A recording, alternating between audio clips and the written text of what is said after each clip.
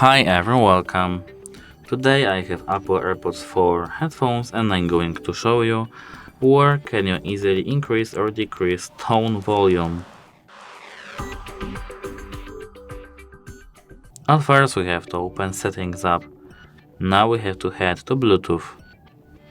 Now we have to click on this info button over here. Now we have to scroll all the way down to Accessibility. Now we have to scroll all the way down too, and as you can see, tone volume. You can either decrease it to 15% or increase it to 156. The default value is, of course, 100. Adjust the tone volume of sound effects played by AirPods. Sound played are now louder than the recommended default volume.